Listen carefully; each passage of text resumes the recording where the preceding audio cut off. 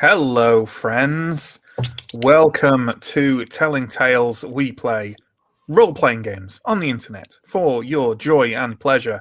And normally I describe them as atmospheric and somewhat spooky. And I'm not saying that Fiasco won't be atmospheric or spooky, but I cannot confirm or deny this because we have no idea yet what it's going to be like. Fiasco is a GM-less, largely improvised, completely not pre-written, kind of randomly generated role-playing experience that puts together a kind of caper, a fiasco, a cascading series of horrible disasters that we're going to enjoy playing and you are going to enjoy watching or listening to if that's your bag. So I am joined today by John and Pierre and Matthew, and my name is Matt. Hopefully you recognize this from some of our other stuff. Speaking of our other stuff, let's do a little bit of promo before we get started. There's a bunch of links down below. There's links to our YouTube and our Twitch. You're watching on one, why not check out the other? There's links to our social media, to our Discord, where you can join up and talk to us about role-playing stuff, to our Patreon, where you can support us and get loads of lovely treats in return. And we run 3 ongoing weekly stories, Monday through to Wednesday in the evening at 8 o'clock BST. We've got Call of Cthulhu on Mondays, Vampire the Masquerade on Tuesdays, and Simbroom on Wednesdays. We run monthly one-shots on the first Saturday of every month. I don't need to go into too much detail about that because you're watching one. Yeah, we've done Alien and Troika and Merkborg as well this year. Go check those out on our YouTube. And also, pretty soon, over on the official Free League Twitch, Free League are a role-playing game developer and publisher, we'll be running a special series in association with them.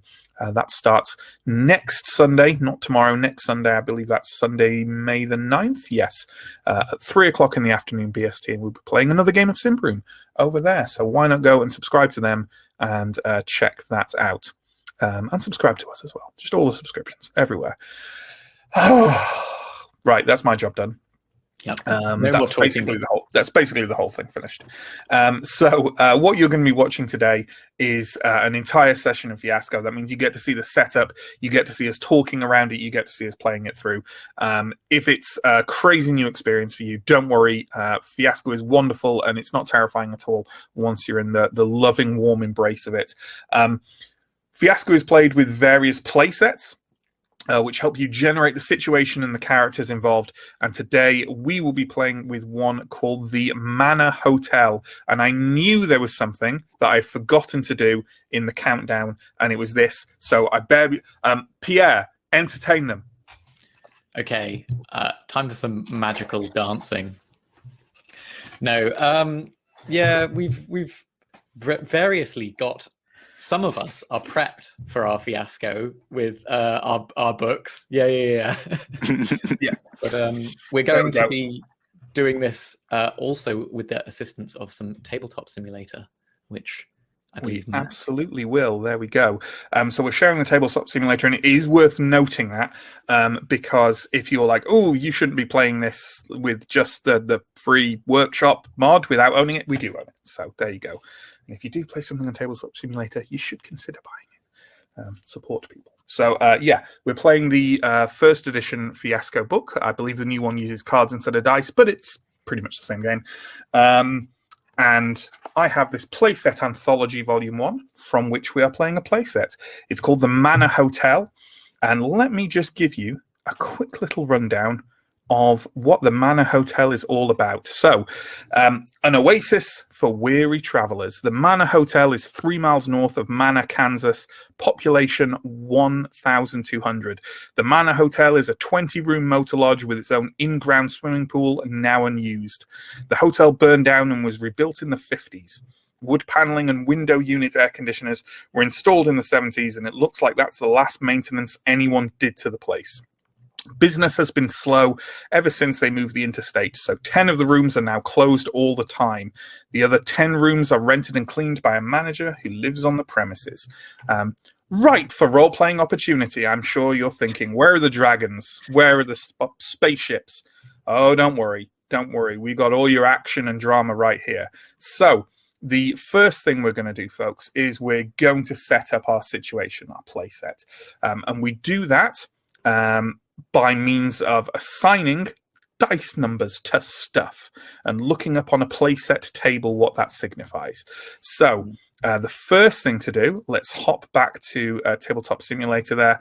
And John, you're the one controlling the Tabletop Simulator thing. Why don't you roll all those dice for us? There's 16 dice, 4 for each player. We'll get onto what the different colors of them mean later and stuff. But yeah, why don't you roll those dice for us?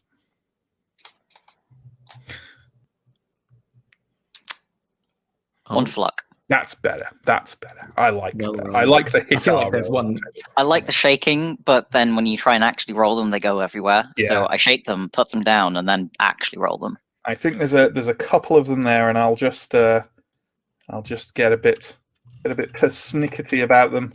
But Very good. There we go. There we go. We have a lot of 5s. We do have a lot of 5s. It's going to be a 5-heavy game, folks. So what we do now, essentially going round in turn, and we have a very specific order in Fiasco. It's normally determined by the person going first who grew up in the smallest town. But for us, that was Matthew, and he's the only one who hasn't played it before, so we want to shuffle him to the end. So instead, we reversed it from that. So it's the person who grew up in the biggest town who's going to go first. And I think I can shuffle them into this order. This is the order of size of the towns we grew up in. How exciting. Oh, God, we've just doxed ourselves. So, so basically, starting with Pierre, Pierre's going to pick out one of these die results, and he's going to use that to look upon a table, and the first thing he's going to do is assign a relationship. And it's going to, he's player 1, and he is going to, I can actually do this via, because I'm sharing this screen. Here we go. I can use the So these two relationships here are going to be ones that Pierre is invested in, and his character is invested in. So what he's going to do is going to pick one of those numbered dice, look up on a table, and select the category of one of these relationships. And once all the relationships are in place, we can start to dig down into more interesting things. I think already I know that I want to have a criminal relationship with you, Matt. So and in the game. Well, yeah. Yes. So I'm going to take one of those 3s and put it as a crime relationship. Okay.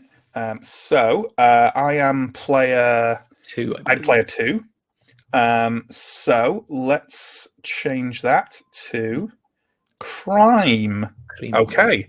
And as that, I assume now we've moved a 3 aside from our I'll move a 3. I've stolen a 3. You've stolen a 3. Okay. Well, what I'm going to do then, I'm going to set up my relationship with John, and I am going to set up. I think. Is there a How are 4s and 6s looking in that? Because I'm looking at other stuff at the moment. Are there a whole bunch of them? There's an A4. There's 2 4s. 3 6s. 3 6s. 4 in that case, I'll keep the choice for more people as possible. If there's more 6s than 4s, I'll use the 6. So our relationship, John, is a work relationship. Good. So then John gets to pick presumably the relationship with Matthew. And yeah. Okay, well, we said there were a lot of 5s. There's actually only about 3, but nonetheless, I think my relationship with Matthew is a romance relationship. Nice. Throwing Matthew in the deep end in his first game of Fiasco. I like it. Yep. So there we go. So now, Matthew, it's your turn. So basically, what you want to do is you want to set the relationship between you and Pierre with a number. Got it. Okay, so what do we got left? We've got everything. Pretty much one of everything, right? We don't have any ones. No ones. So we cannot have friendships in this. I mean, that's pretty appropriate for a game of Fiasco, to be honest. Sure. Yeah, you have a crime relationship already, right? Yeah. More crime. We can have another one if you want. Like, it's just crime and romance. I feel like that goes well. Yeah, let's go for a criminal another crime relationship. Cool, because of course they can be very different ones as well, which would be exciting. Or they can be identical. Or they can be absolutely identical. Sure. So what we have now, and just so people can see on our little setup tool, and you know what? While I'm, if anyone, John, while we're tinkering around here, can you post the link to this tool we're using in the chat, just so people can see? Yeah, just so people can. I don't have it open, but I can find it. I think it's in the Discord thread. It is. Yeah. So if you could just post that in there, that'd be good. So next person's Pierre. So now Pierre gets to choose. Basically, Pierre can either define one of his two relationships with a further level of detail, or Pierre can start adding the further level to the relationships, which are either needs or locations or objects. Yeah, I just wanted to check. So I think we don't have our work one taken out of the pool, if I'm right. So we need to take out, unless somebody did that. So I'll take out a 6 for the work one. Okay, so we should have 12 dice left. 3, 6, 9, 12. Yes, that is totally correct. Now, do I want to get specific? Or do you want to start adding the flavors, Pierre, the delightful flavors? Oh,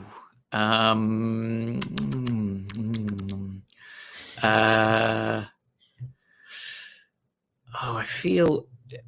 Is it bad manners to? No, maybe.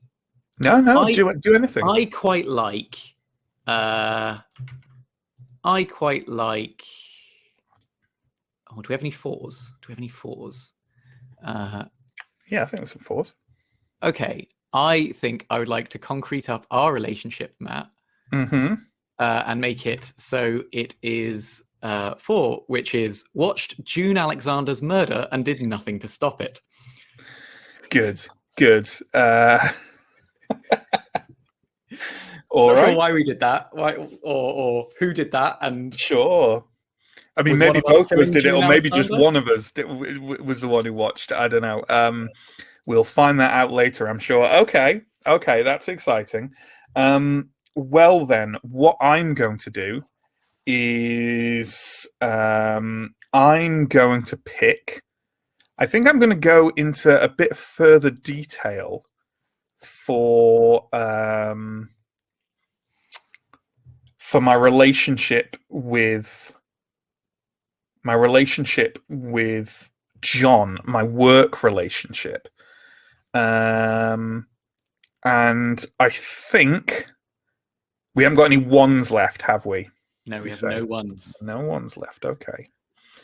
Well, I'm going to go for an object. Have we got any 3s?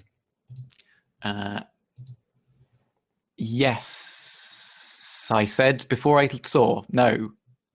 We have 2s, 5s, and 6s. And a 4. Oh, we do have 1 3. We have 1 3. Well, we don't anymore.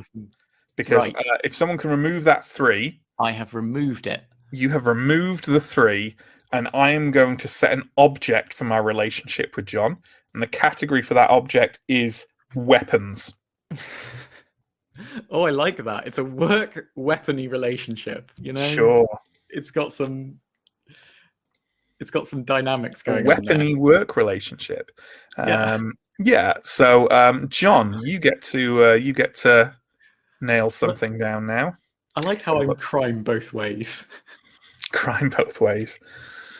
That's how I've always thought of you, Pierre. Yeah. Well, we all seem to be doing relationships with the next person down in the line, so why break that habit? Well, for variety's sake, John. For variety's sake. Yeah. That's a very good point. I think I am going to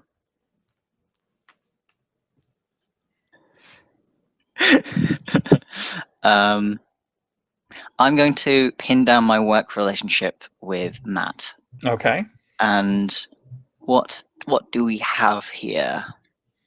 I think we just have 2 5s and 2, 4, 5, 6. So no 1s, no 3s anymore. 4 is very tempting. Yeah, go for it. That removes our only 4, but that's fine. Like, having restrictions in this can lead to some real good stuff. Oh man, 4 is Pierre's great. laughing at what 4 is, so I'm going to actually look up what the 4 is here. It's great. Oh, we're 4 is going good. with the 4. I I knew it would be that one. I knew it would be that one. I think I would actually like to go for Oh. 5. Oh, Okay. you're switching it. Okay. Yeah. Okay, sure. Yeah, that works. So, with the 5, that means the relationship between me and John is lawyer and client. Okay, that could be fun. Which of us is which? That's the question. You do have a crime relationship. I do. You seem like you Are need you a lawyer. suggesting that lawyers can't be rotten? That's a fair point. Yeah, I think the lawyer is actually the scummy one here. Yeah, it's true. Ooh, I realised I can add our names on here. Oh, very nice. Makes it far more legible. Yeah. Okay, so now, are you going to specify one of your relationships, Matthew, or are you going to add some needs, locations, or objects? So let me look at the dice picture. I think we have only got 3 numbers now, right? We've got 2s and 5s and 6s, and that's it. Yeah. Hang on, did someone move my 5 off? I think, did Pierre do it? I don't think I did. We should have, I think, 9 dice left. Then I will move a 5 over here. Oh. 2, 3, 4, 5, 6, 7, 8, 9. Well, There we go. John's the one sharing the stream, so how about, John, you move all the dice? How does that sound? Sure, that works.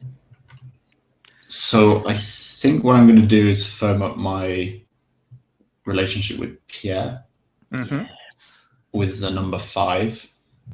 Okay. Let me check which that one. I feel already like that's something you can go with. Okay. Got caught setting a fire. Very good. Got caught setting a fire. All right, Pierre, it's on to you. Right. Okay. I think I should go backwards. I should give something to Matthew. So, so the numbers available are 2, 3, and 6, right? Yeah. No, 2, 5, and 6. I 2, believe. 5, and 6. Sorry. Yep. I feel like. Although we do only have 9 left. John, did you move Matthew's die? No, sorry. What number was that, Matthew? 5. 5, right? I think. I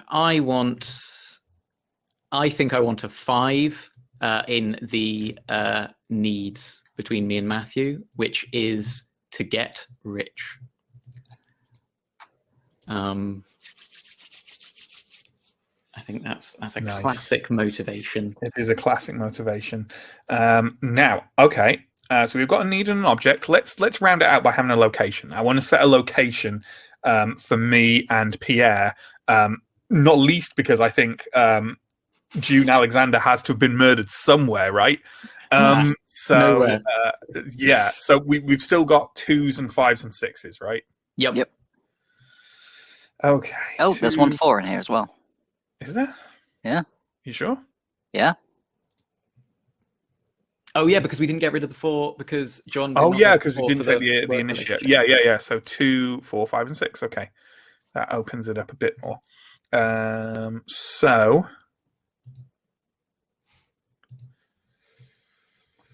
yeah. Let's go with that. Let's take a 5, and that means that the category for location is nearby. Very And specific. that's got some juicy ones on it. So Nearby the Manna, we'll Manna go with Hotel. nearby the Manor Hotel. So it's John for the next one. Did you take my die away, John? What number was yours? Sorry. 5. 5. Yes, I did. Cool. Okay. It's your turn. Okay, let's have a look at what I've got left. So do you want to define a You've weapon, got almost everything for Matthew. I Still do. left. or do you want? Yeah. Or just which weapon for me? Let's him a we've reason. got. Actually, I should probably think about. What are the nearby places? Let's have a look. There's at least one that's gold. But is it available to me? Yes. It might not by the time it comes round to you. Okay, I shouldn't get too connected to. There's a few good ones, but there's this one.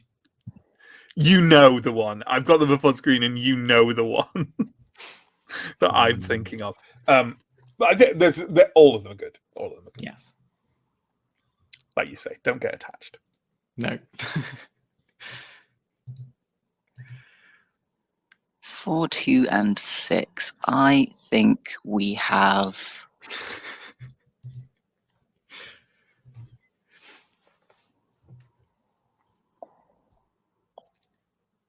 I mean, I guess.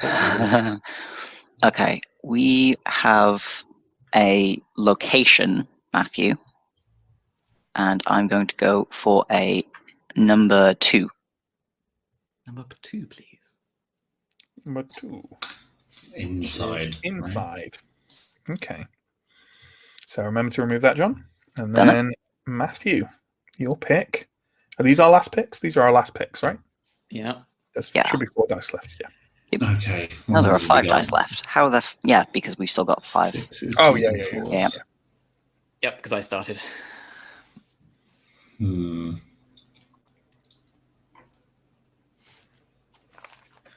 We have 3 6s still on the board.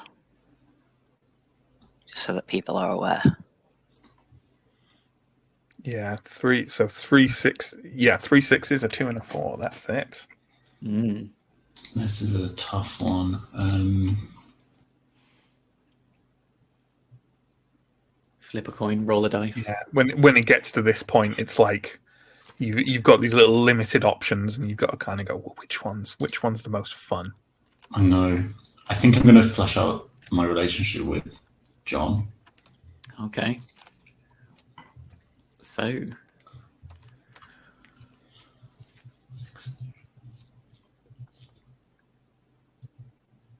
It's got to be infatuation. Oh, okay. Let's go for 2. Sorry, I'm limiting it a little bit for the rest of you, but I think it's inevitable at this point. Yeah. Limitations can still be good.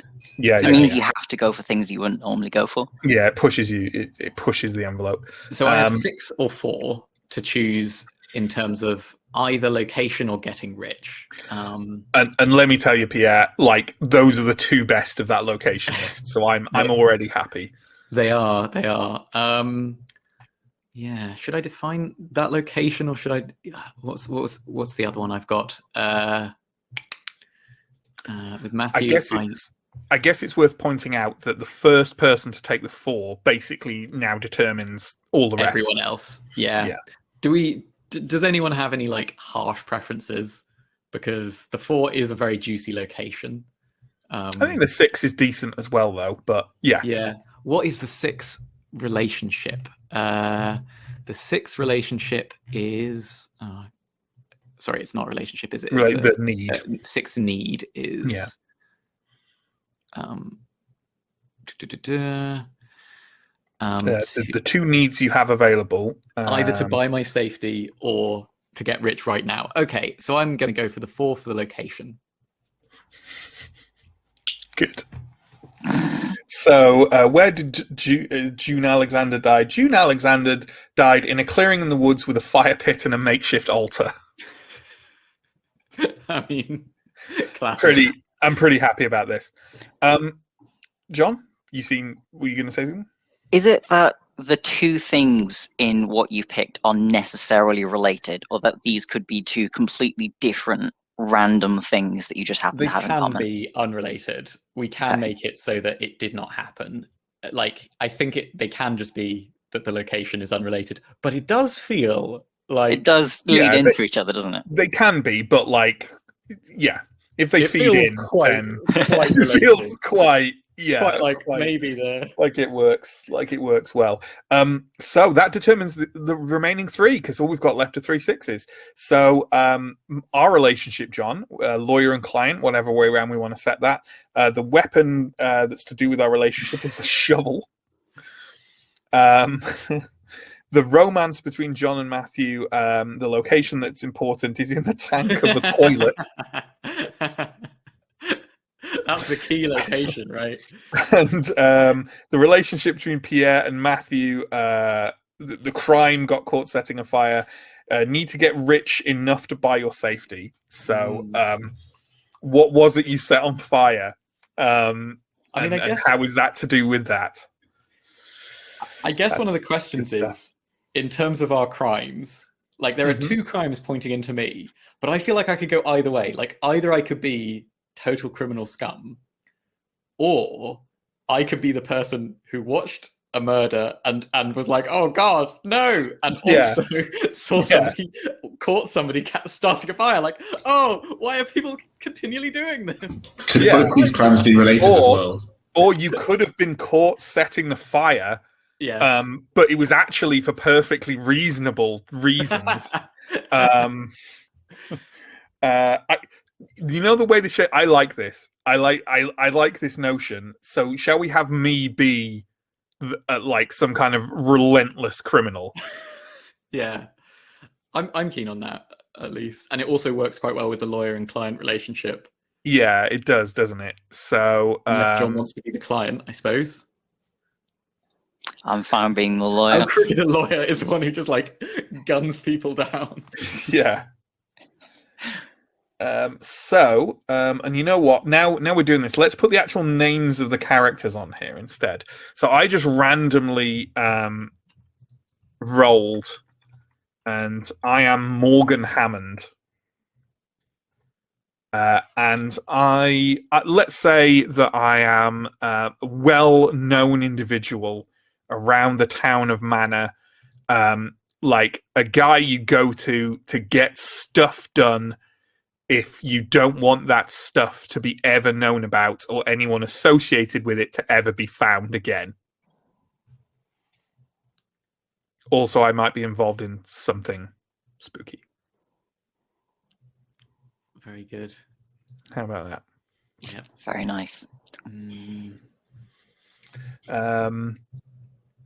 Yeah.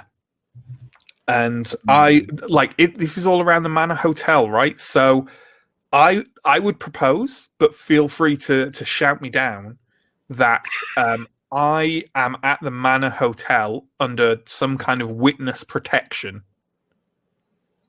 John is my lawyer, and perhaps Pierre and Matthew are there for completely unrelated reasons, despite that we have this relationship, or that I have a relationship with Pierre.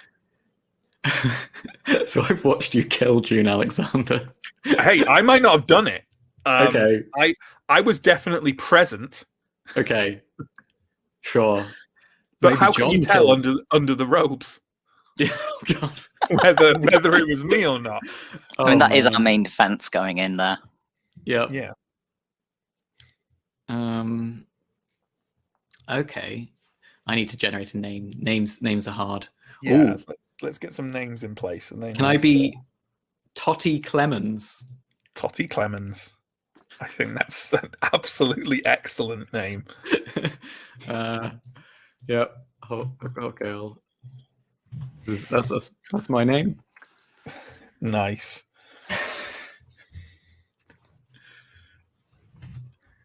Very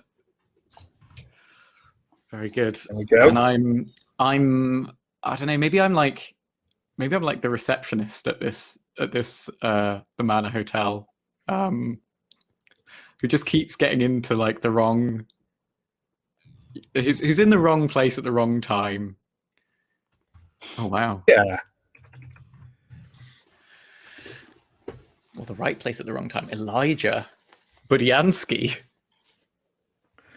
And we got Winnie Osborne. Okay. Yeah. Okay. Okay. Is the romance between Winnie and Elijah, is it like reciprocated? Is it just... Well, it's an infatuation, right? So presumably what mostly from one person. Yeah. I'm sort of early doors feeling like there's a link here between my arson to get rich and my infatuation with Winnie, in that this is part of my plot, sort of win over Winnie with and run away with Winnie. I need the funds. I feel like we have our stock Coen Brothers / Fiasco story dumbass. I love it. So is your plan to start enough fires that I have to defend you and fall in love with you? I think it possibly, but Or more like just about getting the money. Insurance. Yeah, Maybe getting like that. like an insurance scam sort of thing, saying And that will setting your win business on over. fire or something. I love it. And maybe Totty just relentlessly sees all the awful things in this town and just stumbles across some kind of horrible cultish murder, and someone setting something on fire for the insurance money. Something like that. Actually, there's an interesting thing that maybe like maybe the chronology of it could be something like, I saw the murder and I did nothing to stop it, and it freaked me out, and I realized I had to get out of here. And so when I saw somebody starting a fire, I was like, what the hell are you doing? And then like I find, oh, it's about money. Well, maybe I can also get out on this, like I can get a part of this, right? Just get involved. There's plenty of money for both of us on this fire. Yeah. And we could even have it that the thing you tried to start a fire on was the Manna Hotel. Maybe you work or own the Manna Hotel. I don't know if this is too far, but I think Elijah might have photos of Winnie in the tank of the toilet as well. Sure. Yeah. Yeah. I'm not sure what's happening in the tank of the toilet. Or we could have you at the Manor Hotel hiding out because, So Totty saw you doing it and said, if I'm not going to tell the police I want in on this, I want half the money, and is now maybe hiding you at the Manor Hotel as the receptionist. So maybe you don't own the Manor Hotel, and there is also a hotel manager there who is probably desperately unhappy that me and John are there, and also would be very unhappy to find out that a wanted arsonist is being hidden. Something like that? Yeah, I mean, and somebody in chat's pointing out that the Man Hotel's burned down before. So it's not even the first time that this has been tried. Yeah. We could even have it as both. That you tried to, but if you weren't the owner of the Manor Hotel, how would you get the money for the insurance? Yeah, maybe I had a deal with them, or let me think. Maybe you're not the owner, but you've somehow ended up in the owner's will. Yeah. Yes. Or like your family owns the land, but not the hotel, and you're just dumb enough to think that you'd get the money for it. Or I mean, I could be under the as the long-serving receptionist. I could could be the owner's surrogate daughter. Yeah, I'm clearly going to get this. So just wait for the paperwork's going to come through any day now. But how would Elijah get them? If you didn't, maybe you didn't stumble across it. Maybe you set it up with Elijah, but you needed someone to set the fire. Yeah, because maybe you're not after the insurance money. Maybe you're after hiding the tracks of your embezzlement. You need the money to get the hell out of Dodge, right? Because this is clearly a town of maddened cult murderers. Sure. Yeah. So if you just promised Elijah some money, then basically that's never gonna appear. And if you set fire to this hotel, when I inherit it, I will give you half the money, says Totty. Yeah. How do you say no to that? Yeah.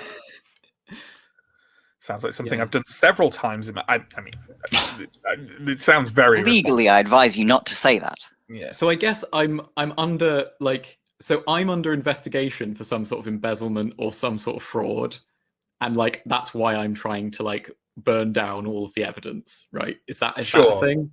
And that will allow me to keep the money I've been embezzling for years. Yes. Is the rationale here that because it burned down once in the past, people won't believe if it burned down again that it was deliberate? Because that happens. And so you've promised Elijah half of the embezzlement money if he burns it down, and he wants the money so that he can impress Winnie enough that Winnie will marry him or whatever. So the fire's not... We haven't burned it down yet. Well, yeah, we got to have somebody getting caught starting a fire. We can have that as part of the story rather than. Okay, so I'm trying to start the fire. Elijah walks in, and I'm like, "It's not what it seems." No, you could already be friends, and you just he's dumb enough to be able to take the fall. Elijah, let me. Yeah, sure. Yeah. Oh man, Totty. So how is Winnie here? Maybe has Elijah maybe called Winnie and said Winnie's looking after me because because I'm here in witness protection. Oh, what a coincidence! Yeah. Yeah. Maybe it's then. Maybe I don't already know Winnie. Maybe I'm just incredibly infatuated when I just first meet Winnie in the motel sort of thing. in sort of 20 minutes, and then it all just escalates. Maybe you went to high school together, but Winnie has no fucking clue who you are. Yeah, because you were the weird dumbass at the back of the class. I like that. And this place was just picked because it's good witness protection. Yeah. Place. Yeah. So, what was my rationale for getting rich before I knew about Winnie, or will I meet Winnie? Why do you need a reasoning to get rich? I think like we could have it so that you have been infatuated with Winnie since high school, and you think that Winnie won't pay you any attention unless you're a rich kind of man about town. Because Winnie's made something of herself. She's a lawyer. And then like you got this harebrained scheme to impress this girl that you knew at high school, however many years ago, and then she just turns up. Yeah, and you're getting out the car. It's destined to be. She's here, right at the place that you're going to set fire to. Okay, so I've got a zip-locked high school sort of graduation photo book in the toilet that I just take with me everywhere. Yeah, I'm just kind of constantly looking at it. And you just think that everyone's after it, and that's why you have to hide it all the time. Yeah, obviously. Well, because Winnie's in there. Do we want Elijah to be like the caretaker or the janitor or the groundskeeper or something? Because that could be like why you're there. That could be why Totty knows you and knows you're dumb enough to do this. I've something to do with the swimming pool. The swimming pool's closed, right? Yeah. Okay. So I guess maybe just like a general dog's body. Yeah, dog's body. And like even though the pool is closed, you still need to keep it like swept of like random dead desert wildlife. And your job is scaring the possums away. Yeah, I feel like I'm pretty buzzed all the time as well. I don't know. Yeah, probably. Because you're like the kind of dumbass loser stoner guy with a high school yearbook in a toilet and a book of matches and bad intentions. Cool. Is there anything else we need to like? We didn't really cover the shovel, but I feel like the shovel is something that can be unfurled in a scene, probably to everyone's horror. Yeah, could be. I'm just trying to figure out whether we know where the shovel is. Maybe we don't. Maybe that's a problem. So just to go through these relationships one by one and kind of like clarify. So let's go from player one, from Pierre onwards. So Pierre, you saw me do something horrific in the woods that may or may not have involved human sacrifice. Maybe, shall we say that like you don't know for sure? It's like you don't know who I am, but you'd recognize me if you saw me. Sure. Yeah. And you weren't there the day I was like checking in, right? It was the other receptionist shift. Yeah. And also you are the receptionist at the Manna Hotel, or the day manager or whatever we want to call it, and you have arranged with the general dog's body Elijah that he burn the place down. Yep. So that you take away all the evidence of the money you've embezzled over the years. Yeah, and you've promised him half the embezzlement money. ? Whether he'll get it. Yeah, does that sound good? $100. Because I've been and also basically because I've been freaked out by this sacrifice of this June Alexander, who maybe was a co-conspirator in my original embezzlement plan. Sure. Something. Not sure. And like, you want out of Dodge. Yeah, I'm freaked out. Yeah. And then so John, I am being held for horrible crimes, maybe completely unrelated to June Alexander's murder. And I'm in witness protection here because I've got links to like some big like drug dealing cartel or something like that, right? Yep. So maybe that's why I'm here. Maybe it's nothing to do with murders. And somewhere gonna come later. Somewhere there's a shovel.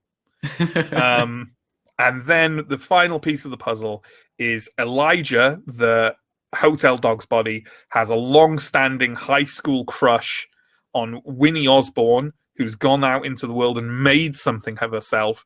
And as far as he's concerned, the only way that he can alert her to his presence in the world, enough to have a chance with her, is to earn money by co-conspiring in the arson proposed by Totty Clemens. Also, he has a high school yearbook in the toilet. Okay, that's Fiasco, folks. So what we're going to do now is we're going to set up. We were debating whether or not where to take our breaks in this one shot, but I think that setup didn't take long enough that we want to take a break yet. I don't think, unless any of my fellow players want to shout up a contrary opinion. So what we'll do is we'll go straight into Act 1. So what we need to do for that, John, can you gather all those dice back together, please? And they don't need to be rolled. They just need to be gathered up and popped into the circle again. Yeah. Yeah, and it doesn't matter if they like the numbers anymore, does it? No, the numbers don't matter anymore. Because all that matters when we pick them out is the color of them. And the color determines basically at the end of a scene, someone is going to get the die. And in Act 1, they're actually going to pass it on to someone else as well. And each one of them mean is if you get a red die, the end of that scene is good for that character, has a positive ending. And the black die means it's going to be a negative ending for that character, for that individual scene. And that's all that means. So the way that Fiasco works, I'll just do a real quick overview for people, is what we're going to do now. There's going to be a scene through Fiasco for every one of those dice. So there's going to be 16 scenes from beginning to end. Act 1 has 8, Act 2 has 8.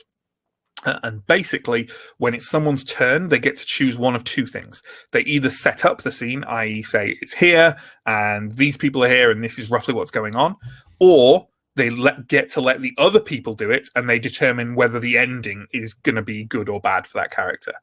If they choose to set it up, then the other people get to choose if the ending is good or bad for that character. Normally, you do a thing where you pick out a dice and heft it up, but we're just going to do a kind of thumbs up, thumbs down thing because that's easier on the cam. Yeah, that's it pretty much, right? There's a bit in the middle called the tilt, but we'll get to that later, and there's a bit at the end called the aftermath, and we'll get to that later as well. Yeah, so without any further ado, and we'll take everything off screen, so we're back up like this, bit more visible for you guys.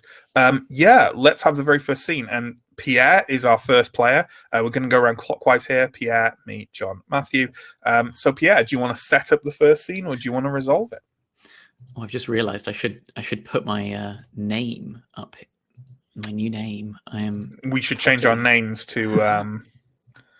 Yes. Yeah. So I am Totty. Morgan Hammond.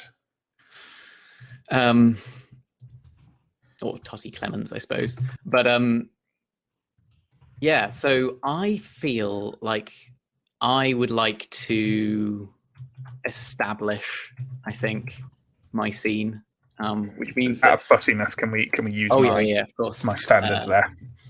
So cool. I am she. No, we do a slash. Maybe not, but we're doing it today, John. Fine. You see, this is chaos right here. This is anarchy. Absolutely. So I would like to establish the scene in which I am starting this fire. And I guess probably the people involved are going to be. Sorry, is it not the idea that you've got Elijah to start the fire for you? Yeah, well, I guess I'm like at the place where we're starting the fire. Right. Watching. He can't be trusted to light it on his own. Yeah. I sort of want to, like, I think the scene opens with me thinking that I'm going to stay out of sight, and I'm watching like Elijah sort of struggling with the lighter. And yeah, so I don't think there would be any other characters. This is going to be around the back of the Manna Hotel. Maybe actually even like it's at night, but it's not like in the dead of night. It's like, oh, there might actually be some people still around. So I don't know. This is a good idea. So because of how that's set up, essentially just to very quickly re-explain, partway through this, me and Matthew and John get to decide whether this ends well or badly for Totty, and we'll just do that with a kind of thumbs up and thumbs down. And what I'd say we should do, wait until the first person does it, and then the other two, whoever does it first, and then the other two can go, ooh, Emperor. Well, going up or down. So yeah, sounds good. Let's roll. Okay. Oh God, that idiot. He's. Oh, come on. He's just light the fire. Light the fire. Come on, light the fire. Oh God. Okay. And then I sort of come out from behind the bushes, which weren't really concealing me very well, but I was like hoping they would. And I approach Elijah. The wind is like sputtering the lighter over and over again. Give it here. Come on. It's not like, no, not like that. It's like it's look. You see, it's oh God damn it. And it goes out again. Please tell me you at least bought the kerosene. I think so. I bought something. Is this the right thing? Well, I guess it's full of liquid. The guy at the garage said it was very, very flammable. Oh, okay. You told the guy at the garage? You were asking the guy at the garage about how flammable this liquid is. Well, I just thought it wouldn't work if I got the wrong thing. So I'm sure it's fine. Is this okay? Look, I'll start pouring it out and sort of splashing it a bit on my feet as well. No, this is not okay. I'd snatch the canister over to me, and I get splashed heavily with like gasoline. The whole area is coated in gasoline. Look, see, smell that. It's perfect. This is perfect. We're good. No, but you've blown our cover. This is not going to work, and you can't even light a lighter. It's easy. It's just like this, and then the fire engulfs my entire hand and explodes goes into the petrol canister, exploding it over the side of the building entirely ineffectually, and I am running around screaming, half on fire.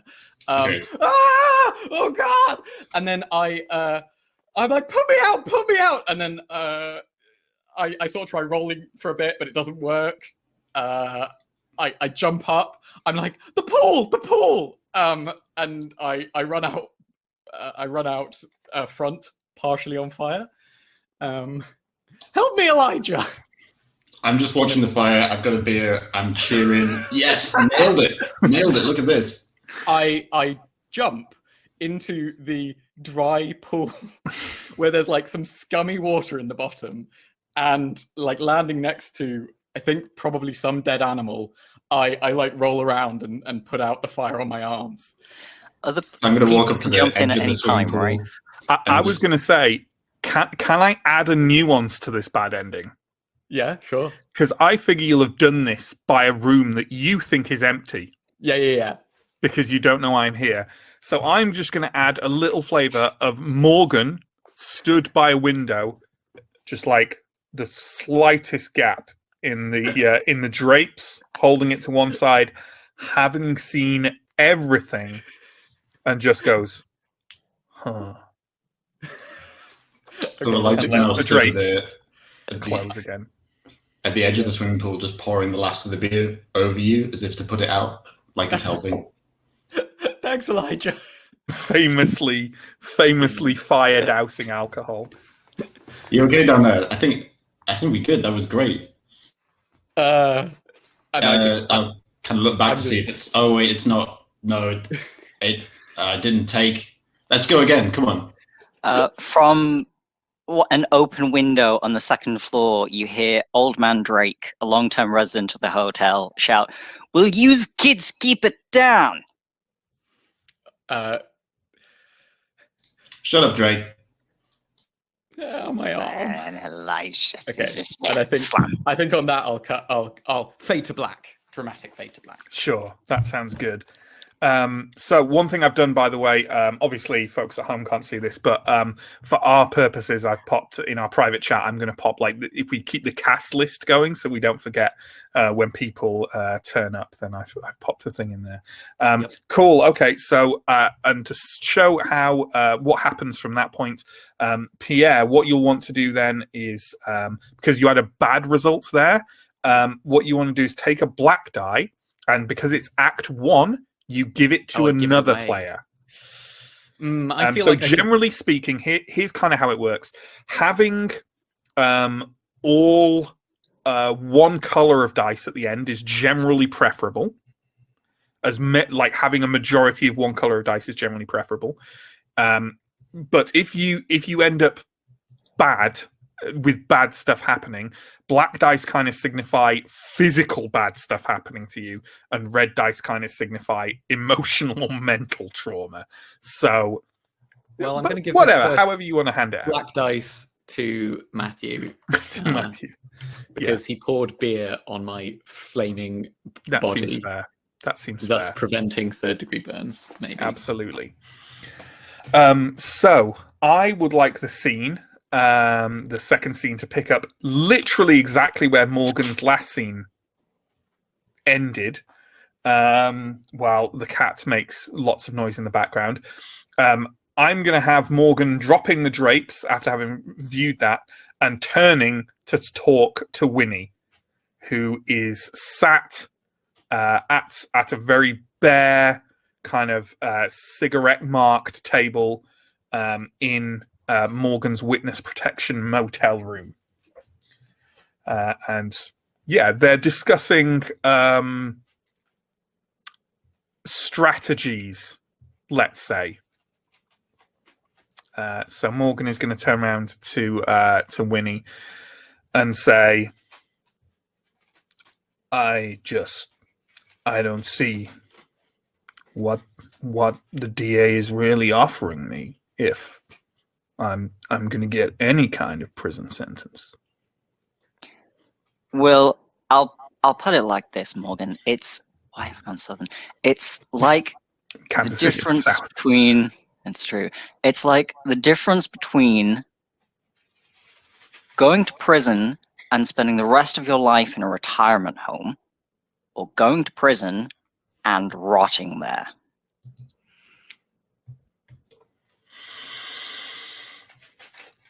I just think, what do they really have? What do they really have on old Morgan? You know? Well, so far, about half the residents of Manna as witnesses for various misdemeanors. But you said it yourself, misdemeanors. They haven't pinned me for any of the really bad things I've done, Miss Osborne. The really bad things you are alleged to have done. Morgan, Sure. Remember that. I'll try to remember, Miss Osborne, but the problem is some of them I'm terribly powerful proud of. And I'm sure that'll do you really well in Kansas maximum security. Look, the good news is so far they don't have any actual physical evidence of anything. That does sound good. So I guess as long as we can discredit all of the witnesses, then, well, hopefully we should be all right. But I really, really do advise if you have any extra information to offer them, you know, maybe owning up to a couple of the minor things and throwing one of your buddies in it might do you better in the long term. Sure. he kind of takes a seat and kicks his cowboy boots up onto the table and says, "So what you're saying is, I confess to a couple of the smaller things, the manslaughter, the armed robberies, and since they don't have any of the outstanding evidence for the bad stuff, that means I should go get it."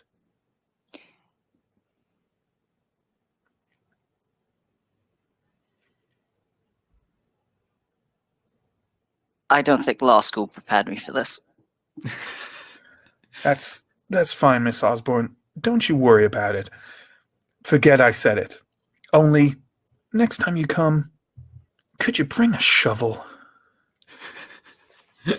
I think we'll wrap it up there. Fade to black. Okay, so that was a good result for Morgan Hammond, presumably because he's going to get himself a shovel. So I get to, let's flash this up so people can kind of see an illustration of it. So I'm going to take this red die, and I feel pretty bad for Winnie Osborne for putting Winnie Osborne through such things. So I'm going to give the red die to John. Oh, thank you. Oh, thank you. Thank you. So we've got our third scene now, and John gets to either set it up or resolve it. I think I'm going to resolve it. So I want you guys to set it up. Okay. We could What have do we think? Something with the have to be relationship is chronological, good. right? Yeah, they don't have to be chronological. They could be flashbacks. We could have Elijah and Winnie bumping into each other, and Winnie just completely probably no-selling Elijah's existence or knowledge of him in any way.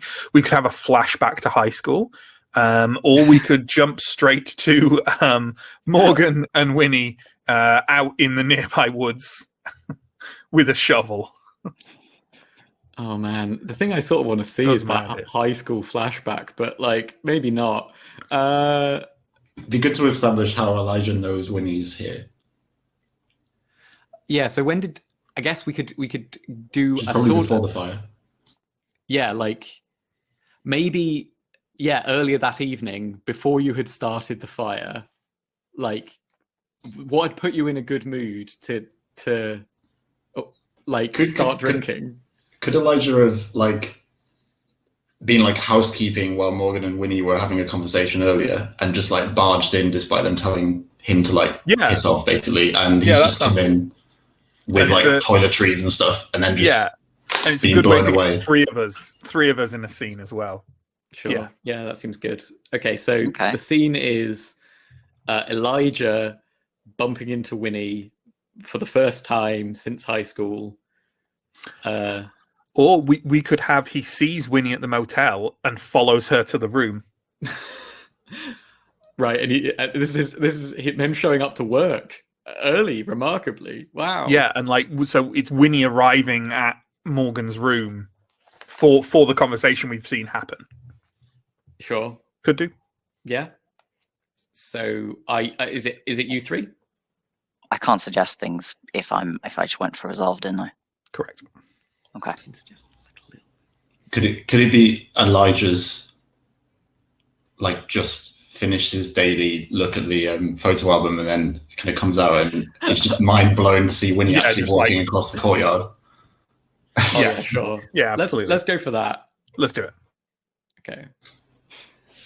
Okay, so we said earlier that morning, Winnie climbs out of her very clean but very old and beat up, I don't know, car.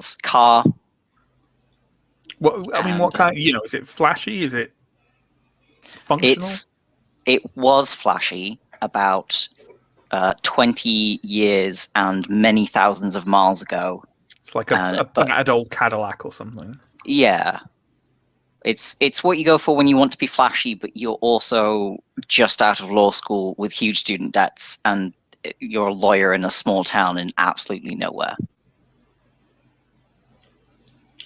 Okay, so Elijah is sat just outside one of the rooms with an empty Ziploc bag next to him, reading a book, and sort of looking quite melancholy and hungover, and sort of has a look up at the car, the noise, sees Winnie come out, is looking back at his book, and then just immediately jumps up, like as if to go over, but then realizes he needs to sort his book out, frantically just stuffing it into the Ziploc bag, trying to tie the top off, run into what is presumably his room and just throwing it in, and then coming out and going, Winnie, oh my God, Winnie. What? Winnie, it's... Can I help you? What are you doing here? It's... Do you remember me? You must remember me. You must remember me. Do you remember 1986? We sat next to each other in what class was it? In maths. We sat together in maths. Yeah. How's it going? You look great. Thanks. Yeah. Oh my God! Come look at this. Come look at this. Come over here. Okay. So Elijah's going to go into the room, get out the book, which is partway in the Ziploc bag, bring it out. But like, look, takes it out, opens it. Look, this is us. Do you remember? I remember. Yeah. Yes, I completely remember you. Oh my God! Have a look at the book and try and figure out who you are from it. I guess I'll kind of hand it over, maybe. But yeah, not really very keen to hand it over. Is there any marking in? You haven't like drawn love hearts around Winnie's face or anything, have you? 100%. And the page that you're on has been like thumbed a lot more than anything else, like very visibly.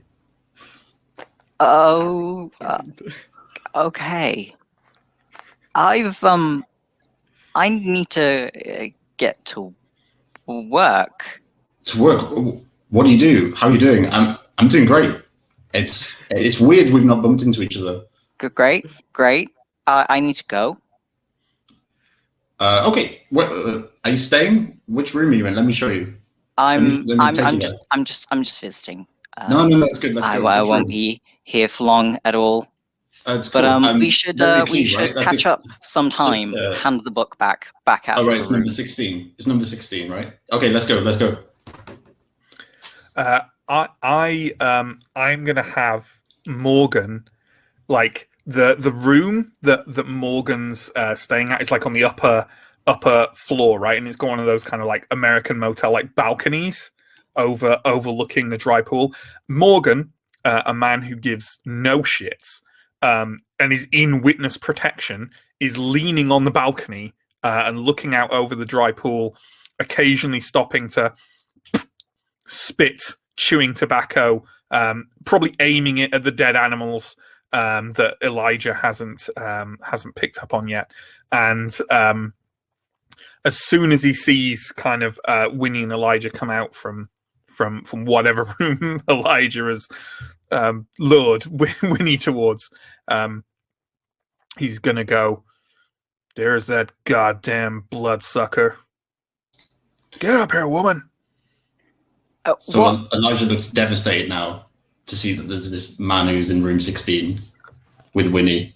Who the fuck is that guy? Wait.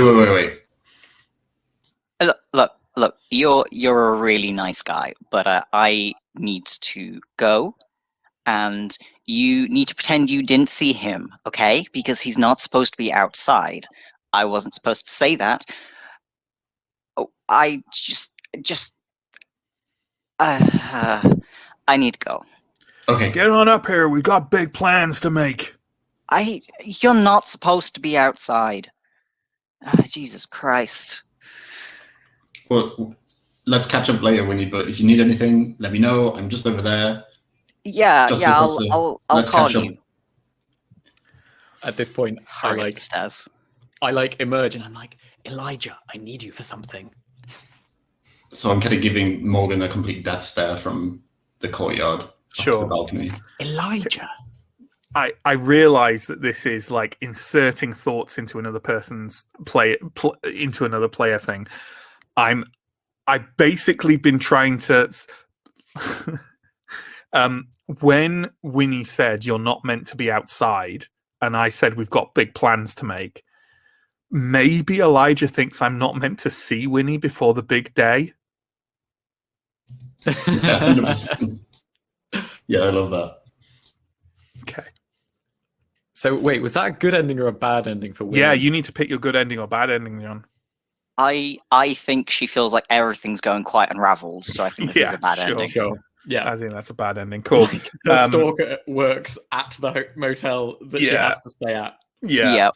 So, in that case, John, take a black die and hand it to someone, please. Okay. Who do you want to give it to?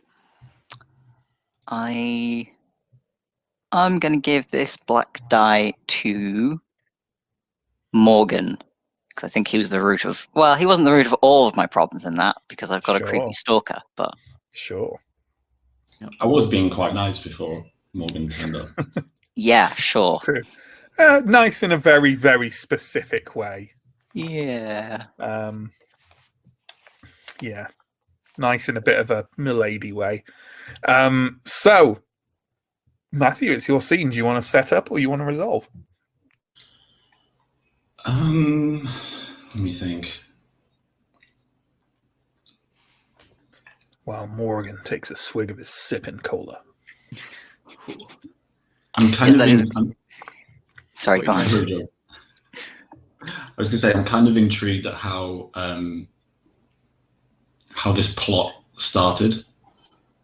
Did you say, Pierre, that Elijah caught Toti possibly trying to start a fire, or did we move away from that? I think we moved away from that towards just Toti identified you as a useful idiot. Moron. Yeah, But it's up to you guys, right? Okay, so I think I'm interested in the scene where this gets broached. What, the very first scene? I mean, we could have it so that, like, previously. So the reason that I now have brought you on is because you originally caught me trying to start a fire, and I immediately stopped because I was like, this would be really bad if somebody discovered me. And so I tried to set it up so that now you would do the fire starting, but then the scene that we just had happened. I don't know. So are you wanting to set this up? So you want to see the scene where... The scene where... Is it... I originally broached it. Yeah. So I originally tried to bring you on board. And my rationale has to be related to sort of wooing Winnie away from Morgan, I suppose. So, well, that would, we see that would be later, I guess. Yeah, you've only just discovered. But it could be between, because I came out of my car in the morning, and our last scene was in the night, but not the dead of night. I mean, it could be just like... Yeah, sure. Like Elijah already caught you, and you kind of brushed him off, and now you're recruiting him, and now he has a motivation to help you. Okay, sure. Yeah, we can do that, if you like. Yeah.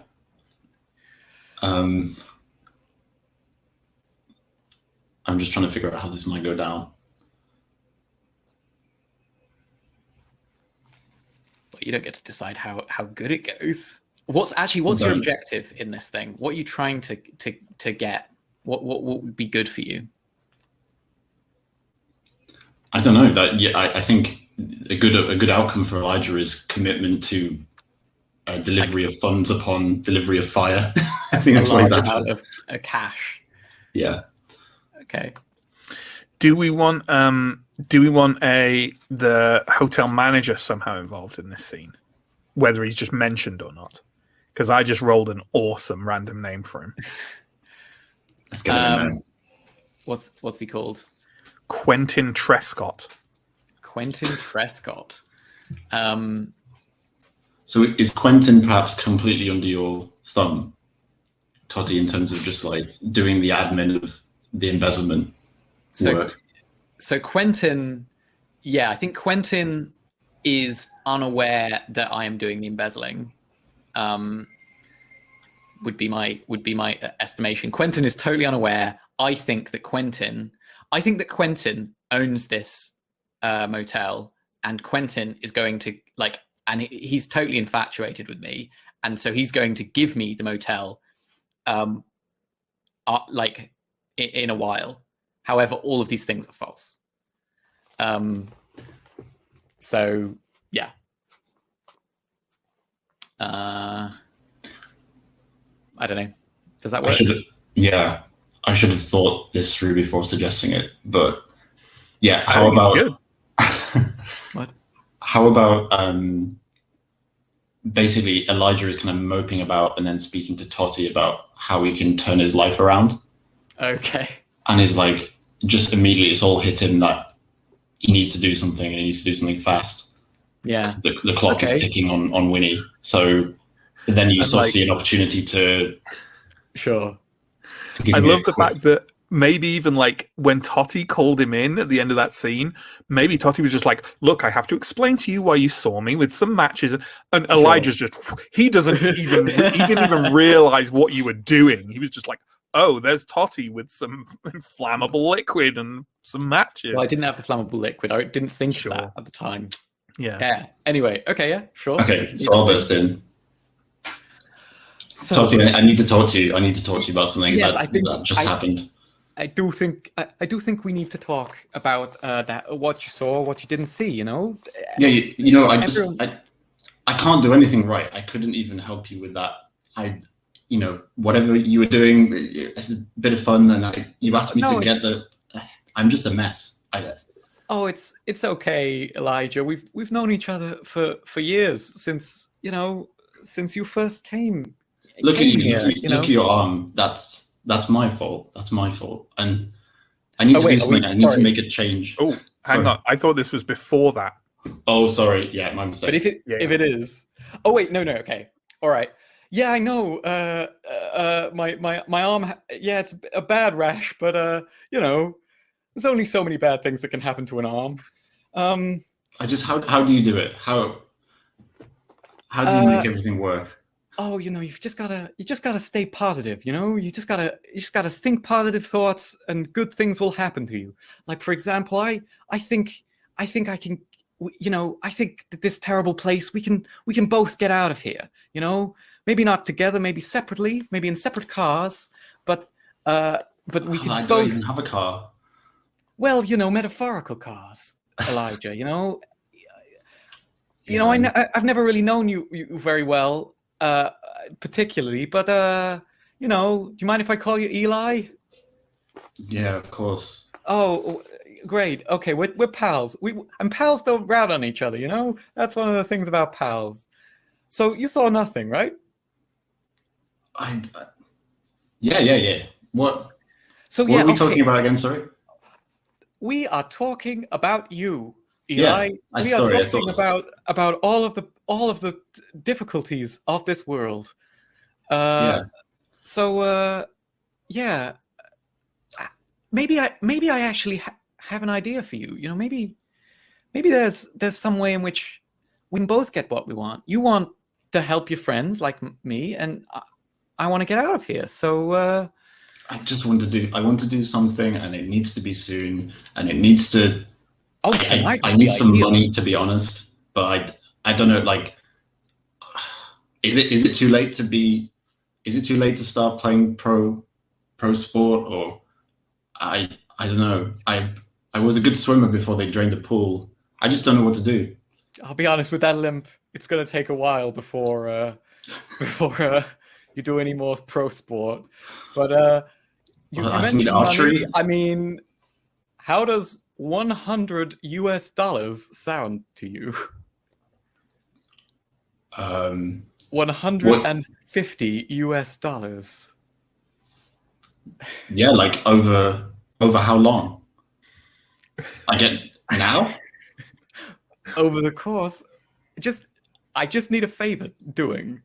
You're a handyman. You're a strong limping individual. You can. Do I need a bank account for that? No, this would be cash in hand strictly, Eli, and would need utmost discretion. Yeah, what's discretion. Okay. Yeah, I'm sure I can do that. Look, Eli, whatever I'm that feeling is. bad for you. I'm going to give you a full $200. 50 whole percent of the money that I will be getting from this 50 particular pence. venture. $200. I don't want 50 pence. $200 is great. $200. All you gotta do is get me an actual goddamn lighter that works, and some gasoline. And don't tell Mr. Trescott, okay? That's the most important thing. You do not speak a word not to Mr. Trescott. He is a bad man who you should not trust. Oh yeah, I hate that guy. He's my manager, right? Yeah, I hate that guy. Yeah, he is your... Yeah, okay. Just the less spoken of Mr. Trescott, the better. You know? This is between you and I, and nothing can come between us, okay? But not in that kind of way. Let's do it. When would I get the money? And what do I have to do? Look, you get the money once the job is done. All you do, you just gotta bring some matches, bring a little bit of gasoline, meet me out back behind those bushes over there, and then I will tell you part 2 of this plan. But once the plan is done, $200, easy money. There's no risk. Everything will go off without a hitch. Oh, great, Tori, you're such a good friend. You just gotta trust me. I'm your best bud, Eli. I'm your best bud. Okay, I guess that's it. Yeah. I love when then these things are like voted on or like is whatever. It's like, yeah, it's a good result for Elijah. I mean, he thinks it's a good result. He gets $200. So cool. Yeah, $200. Yeah, that's why I upped it from $150. Yeah. So yeah, over in Tabletop Simulator, what you want to do then, Matthew, is grab one of those red dice and give it to any other player. And we're approaching the point now where if you want like a generally good ending for another character, then give it to someone who already has reds, and if you don't, then give it to someone who has black dice, that kind of thing. Okay. Yeah, if you want to be cruel, give a mix. If you want to be kind, give a flat. Give a flying. I'm saying in character for this bit, and that's a... Yeah, you don't want Morgan to come away from this. Come away from this easy. Okay, good stuff. Then background again, so that we're halfway through Act 1, and you know what? No, it's fine. He's just all eating biscuits. I'm worrying about my cat being fed, but he's just eating a load of biscuits. So we can go through and do the rest of Act 1, and then we'll take a 10-minute break. So Pierre, background to you. Do I want to? I feel like I want to establish a scene. So I think I've just I want to go sometime into the future. So I think trying to think of a good I think I want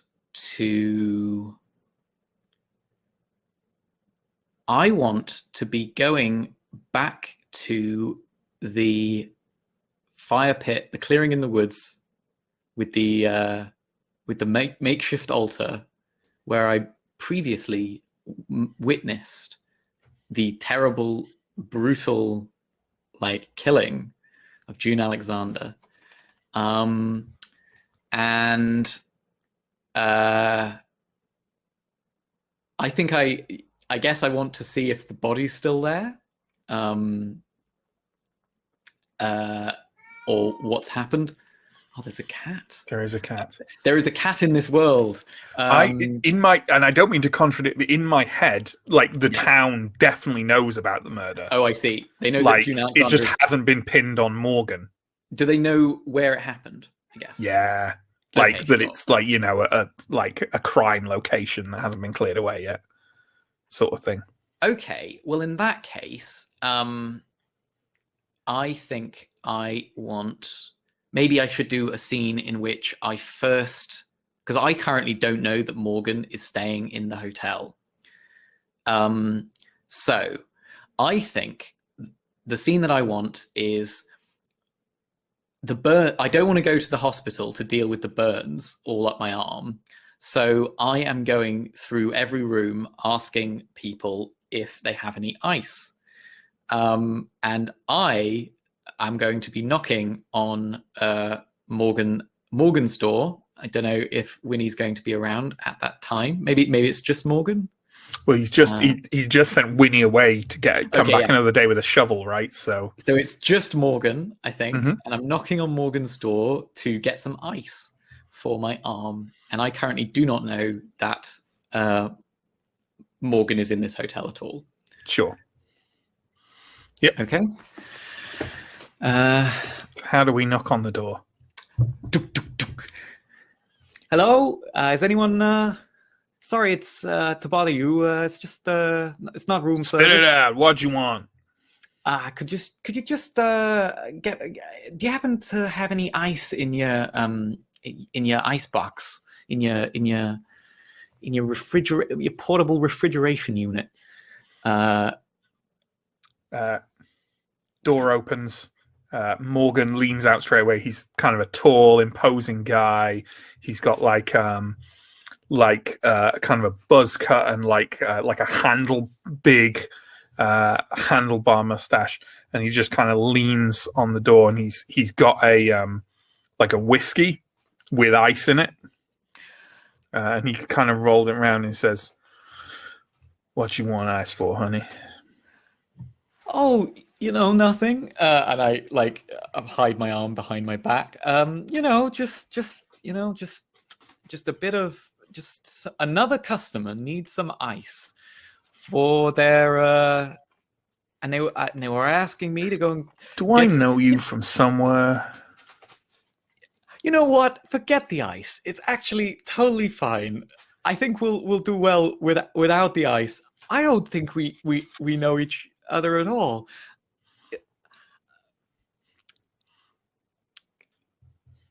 Look, I'm not going to say anything. I didn't see a single thing happen to my good friend June. I mean, I don't even know who June is. Ignore the hand. June is still kind of like swirling the whiskey in his glass. Look, everything is gonna go totally okay. I'll just leave you alone. Is that okay? We can. I'll just. Okay, you can have the room on the house. I'll pay for it out of my own pocket. Everything. Look. I don't want no trouble. Okay. Is that a cat?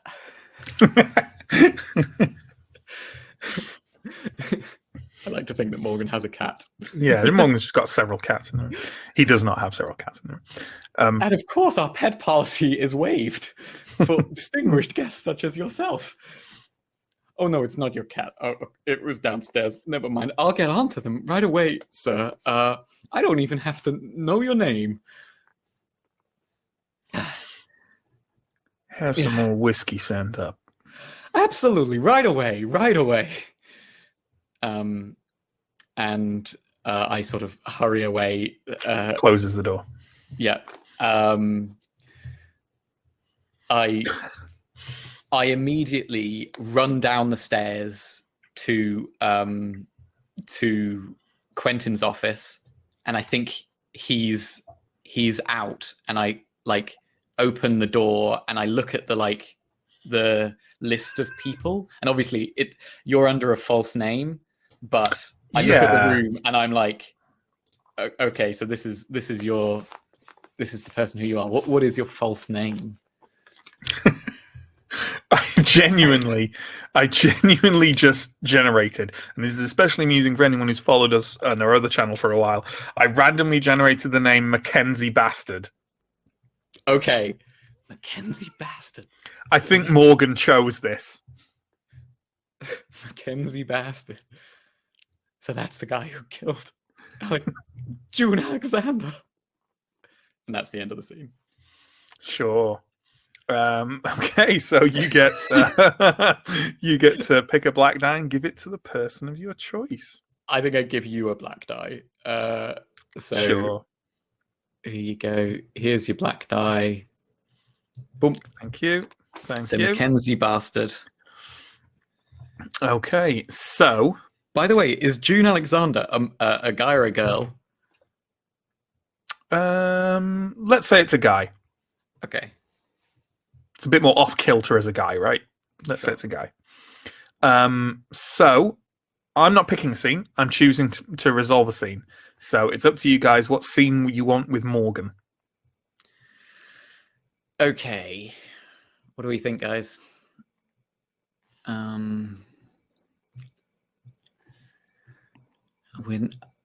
about And in fact, while you decide this, and you may need to keep entertaining if it's longer, while you decide the scene, I'm going to feed my cat. That's a good plan. That's a good idea. IRL cat. How about we do something where Morgan is... So, do we want to do Morgan using a shovel? Or... That feels like the next natural scene, doesn't it? Or is it like you delivering the shovel to him? Well, I feel like if Winnie brought a shovel, she'd then follow him. Well, I'm also wondering if the shovel was the murder weapon. Like, I'm assuming the shovel is just because stuff is buried somewhere. Yeah. So it's not like... So Winnie... I don't know. I just like the idea that like Winnie has discovered like actually she just tried to get a regular shovel and it turns out to be, or maybe a murder weapon, or maybe Morgan has buried something somewhere and just needs something dug up. Does that make the most sense of just like Morgan getting the shovel, and I guess we can determine what the significance of the shovel is. Or are we? Do we want something? If you want a different scene, like... my natural urge would be to push the story on a little bit further. It's like not quite a time jump, but I feel like Winnie delivering a shovel isn't necessarily the most interesting. But Morgan then using the shovel. What about Winnie digging up something as Morgan watches? I don't know. I mean, obviously that's bad for Winnie. So, or Morgan digging something up and Elijah shows up. I don't know why Elijah would show up. Because maybe it's round the back of the hotel. Maybe Elijah has just a variety of hidden and hidden memorabilia that is buried around the place. Could Morgan have chosen this as a rendezvous because he's got something buried nearby? I don't know if this was picked by witness protection, but if he's done crimes all over the Manor area, then it would make sense that he has stuff hidden or buried or whatever all over the place, potentially also at the hotel. Morgan is a one-man crime tornado. He is every crime stat of Manna. I mean, yeah, so I'm happy for it to just be Morgan with a shovel,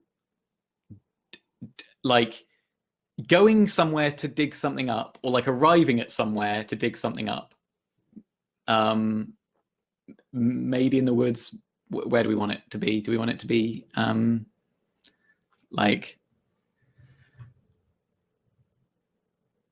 or actually, no, sorry, yeah, maybe Morgan going to the woods to dig something up. I mean, hell, we could just have it at the I know I'm not meant to like determine things, but we got a location. We do have that location.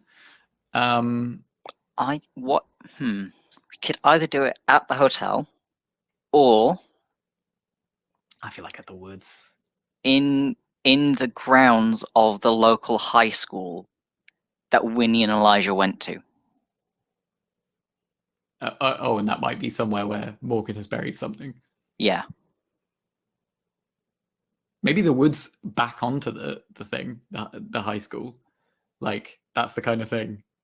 And so Morgan, like, yeah, I prefer the idea that they're like connected in some way. Yeah.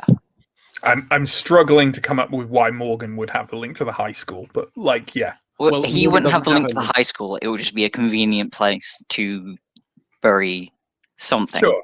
Because the Or high school hide backs onto something. the woods. Would Morgan dig up something himself, or would he basically pressure someone else to do it? Again, it's not my scene, but certainly Morgan's intention at the end of the last scene was that he's going to go dig something up and he's going to make the lawyer come so she's an accessory. Poor Winnie. Yeah, I was intending for Winnie to come. Sure, let's go Winnie and Morgan. Winnie and Morgan go on an adventure to dig something up. Sure. Okay. So yeah, let's. So Morgan has coerced Winnie to take him to this location, which is like, the woods near the high school, like the lights of the high school, still like kind of on at night. So this is the next evening, are kind of like visible, and he's kind of walking kind of casually through the woods with a shovel over one shoulder, whistling slightly tunelessly. And no, actually, he's whistling really well, and he's whistling like some kind of Classical old school, like Johnny Cash or something like that. He's whistling Ring of Fire, whistling Ring of Fire, and just kind of like sauntering through the woods, cowboy boots, shovel over shoulder, Winnie just behind him. Will you keep it down? We are not supposed to be out here. Ain't no one around this time of night. We're right next to the high school. There's always someone around in these backwoods. This is like the high school makeout point. There's only one person in these woods you gotta be worried about, and you're with him. Doesn't fill me with confidence. Look, you just keep on lookout, and if we do this right, you can get me a decent sentence, Miss Osborne. And then I've got all kinds of friends who might come to you for work.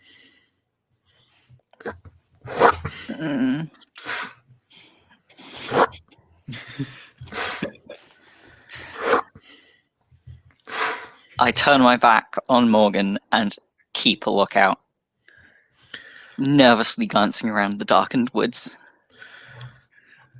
So what was that idiot fool talking to you about yesterday anyhow?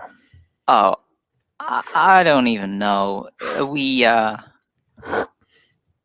He reckons we used to go to the high school together, and I don't know. I guess he's been in love with me, because that's not at all another problem I need to worry about on top of being out in the woods with a strange man in the middle of the night. Well, in my experience, Miss Osborne, you gotta take love where you find it. Oh, I'm sure you are a wise man in the ways of love. I've had my days, Miss Osborne.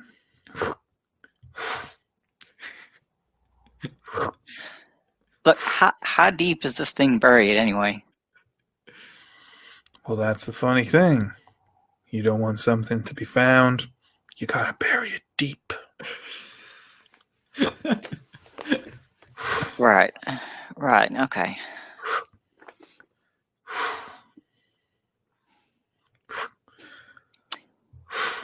So, do you spend a lot of time outside of your room at the hotel? When I feel the need to take in some air. And anyone seen you? The workers there, that idiot boy, the manager, and the receptionist. Anyone? Speaking of whom, Yeah. I'm just saying, this shovel might come in doubly useful. Oh, I did not hear you say that. Might have to dig another hole.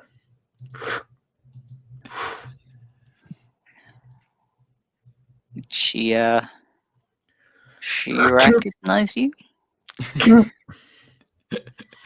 Morgan reaches down into the hole and kind of drags something out and kind of heaves. It's something quite big. Heaves it up, rests it onto the forest floor, and kind of reaches down and rummages in it, pulls out something, stands up, and kind of in the starlight through the trees, he's holding what looks to be like a large, like a Bowie knife,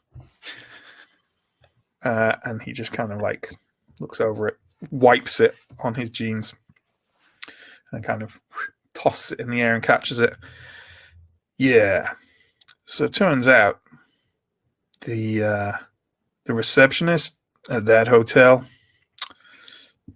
terrible shame, she saw me put this into this poor boy down here. What's on the forest floor in front of you is, I mean, it's quite far gone now. You could comfortably describe it as kind of a slightly meaty rib cage.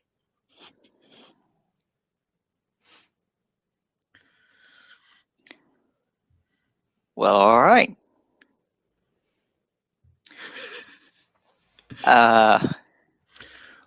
See, what this is, Miss Osborne, is you're my lawyer, and you've got a responsibility to me and a responsibility to the people of this fair town.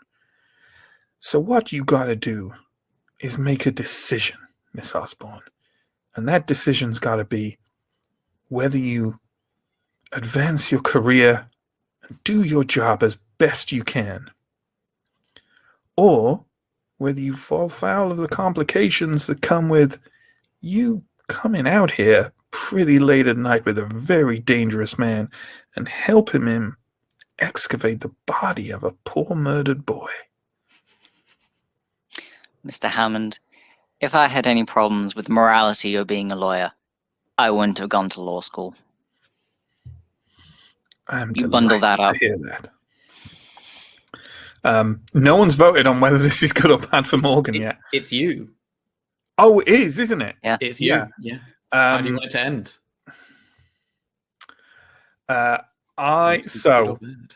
Well, we go over, we grab the, haul up the body of June Alexander, dump it in the trunk of Winnie's car, and set off down the road. And we're probably only about 30 seconds out of the woods when the sirens start going. Okay. I think I would like this to be a bad ending to this scene for Morgan Hammond. Okay. But oddly, probably a worse one for Winnie Osborne. Sure. Can I be a police officer in this scene? That was the end of the scene. Oh, that's the end of the scene. Okay. Yeah. So, I'm going to take black die. I forgot that I was giving these away, unfortunately, so I've massively fucked up there. But I'm going to give that black die. It seems like a lot of this bodes ill for Totty, doesn't it? Yeah, seems to be pretty bad. So I'm going to give. Oh, and it's Totty's first die. My first die. I'm going to give that die to Totty. No one wants to give me a die. People want to die me. Die. Yeah. So John, set up or resolve.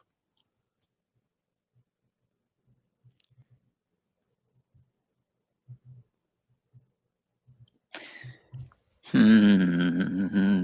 mean, there's an obvious direction to go with the next scene, I think. I'm slightly scared of it. It's going to be great.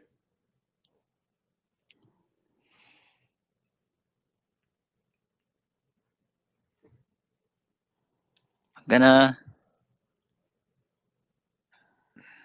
But is that too obvious?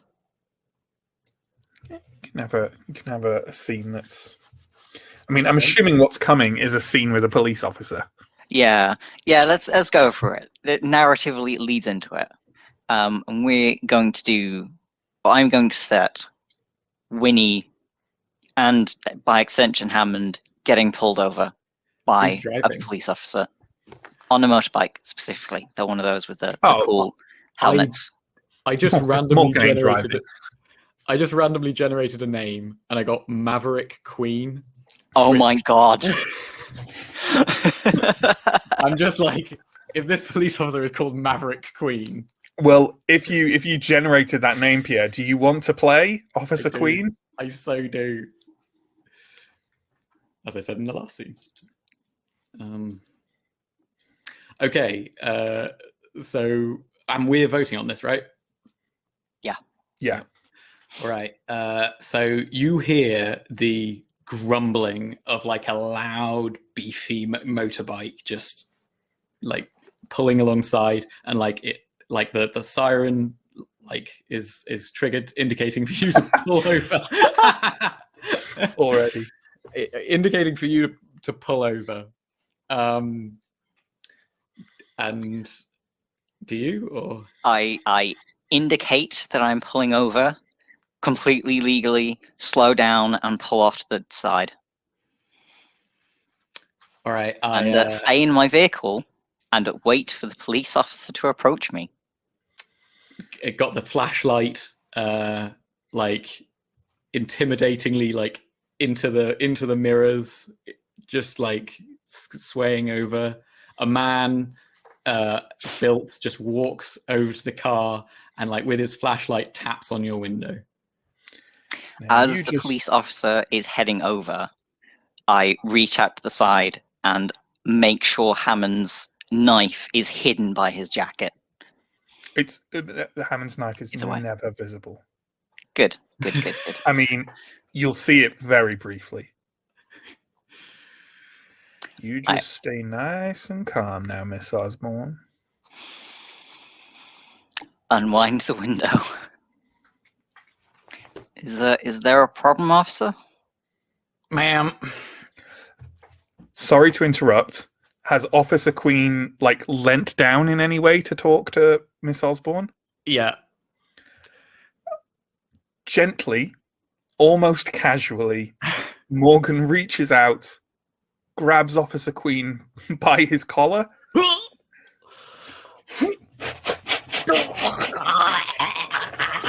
Oh God! Winnie's just screaming.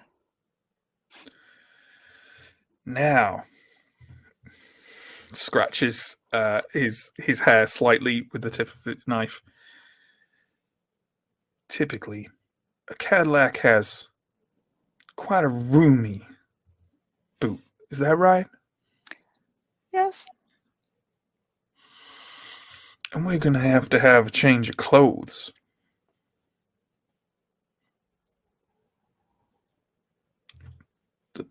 The child locks, Miss Osborne. Click. Thank you kindly. Oh God. It's okay, Winnie. It's going to be okay. This is what you went to law school for.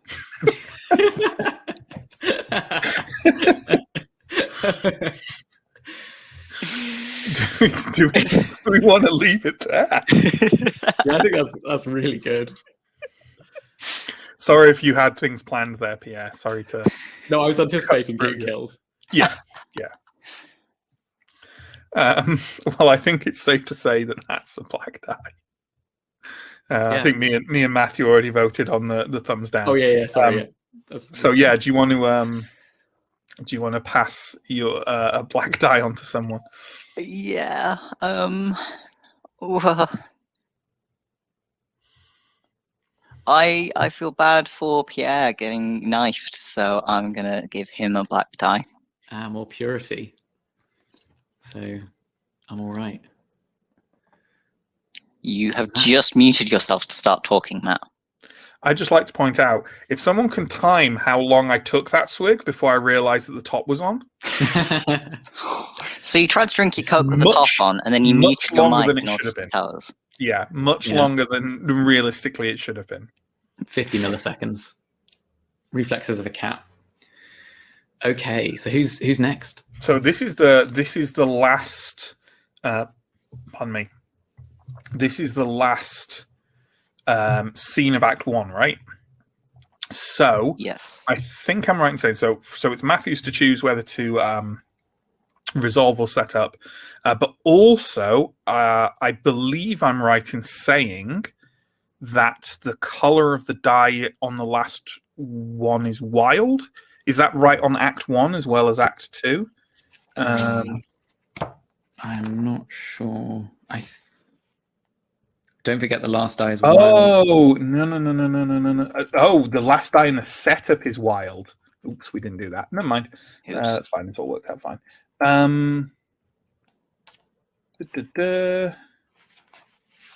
Oh, we could have picked any number rather than going for sixes. Yeah. Playing scenes.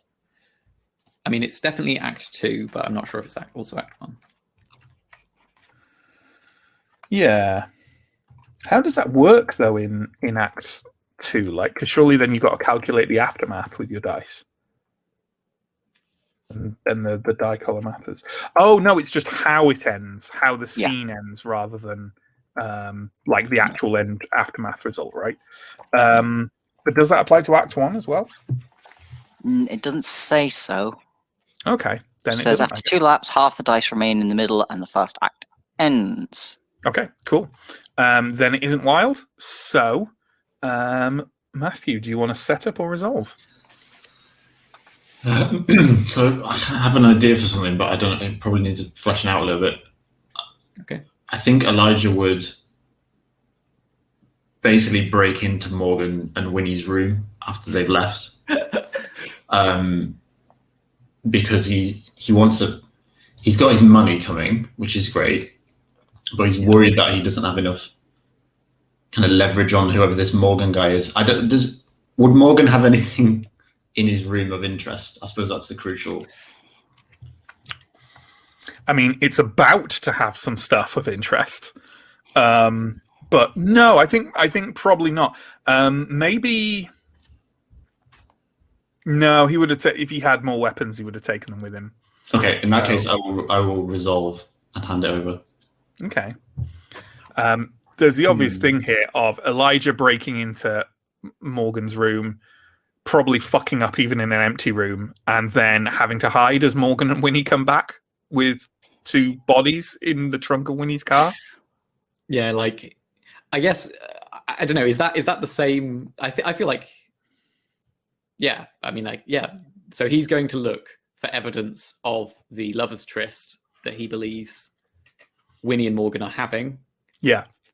Turning up there, finding nothing except for, like, I don't know, immaculately dressed, like, pressed suits or something. I don't know. Yeah, like what would Morgan have in that room? Yeah, he's probably got a pressed suit for his court appearance, which looked like a groom, like he's ready for the wedding, right? Is there any paperwork kind of lying around, or does he have like photos of all of his victims lined up?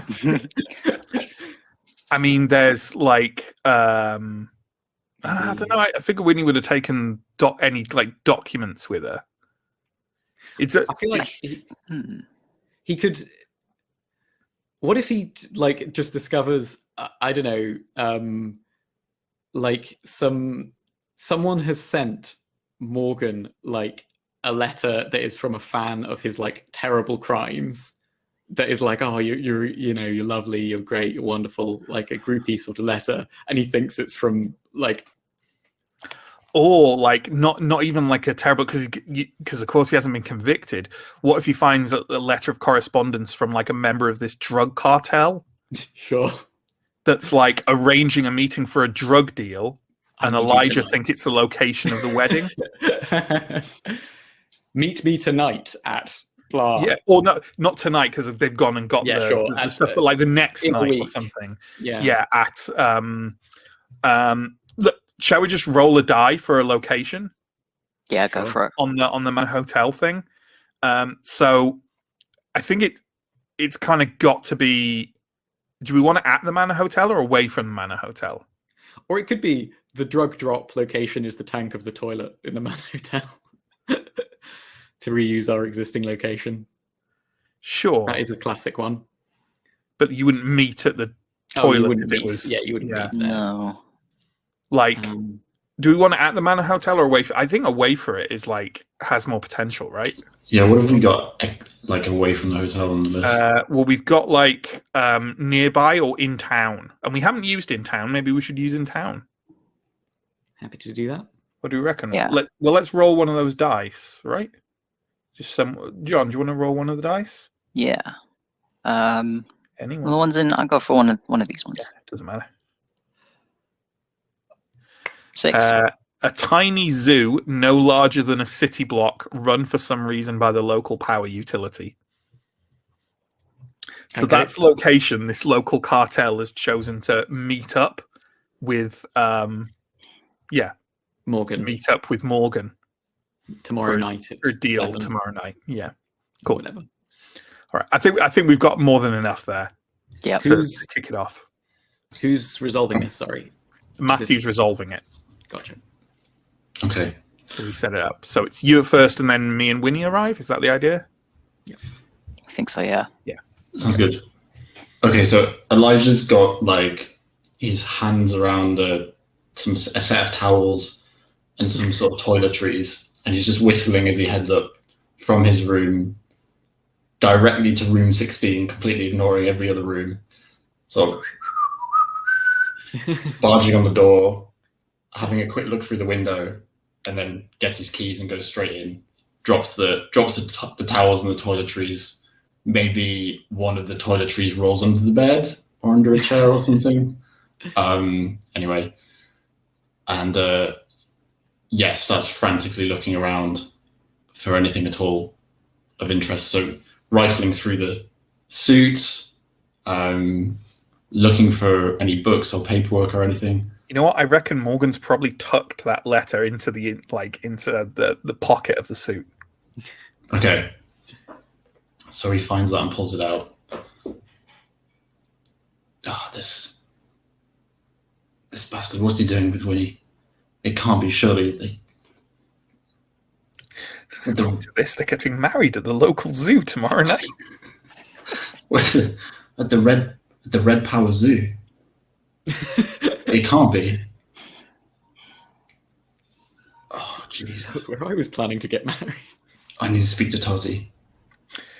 There's a voice from the balcony outside. You just go on and open that door, Miss Osborne, so I can get this fella inside. Elijah goes, shit, runs, grabs the 2 towels, but not everything else, and throws them into the bathroom, and then kind of looks around and gets in with the suit and pulls the closet closed. There is sort of like a frantic scrabbling at the door of Winnie trying to get the key in the lock, and maybe not entirely realizing that Elijah has left it unlocked before she opens the door and goes in. When do I call the resolve, by the way? Whenever you want. Whenever you want. This is going to be bad. So, Morgan's coming through the door. He has Officer Queen under one arm and the rib cage slung across his back like he's carrying, a bag. And he's just coming in kind of comes in. Jeez. Is it safe to say, I think, can we say that the wardrobe you're in, you can't see out of it? Okay. Or were you in the shower? I'm in the wardrobe with the suit, okay. right? Right. So you can go in here. There's a kind of scattering noise in the bath, as if putting something in the bath that kind of maybe falls apart a bit when it gets dumped in there. You okay there, Miss Osborne? You look a little pale. I'm fine. I'm totally fine. The good news is, no one is currently looking for him. So that is 50% of our problems that we don't need to worry about, and everything is going according to plan. And Morgan opens the wardrobe, almost goes to open it full way, but just stops and slides it aside, so it's inches from where Elijah's. Officer McQueen goes in the wardrobe, closes it. Okay. So, I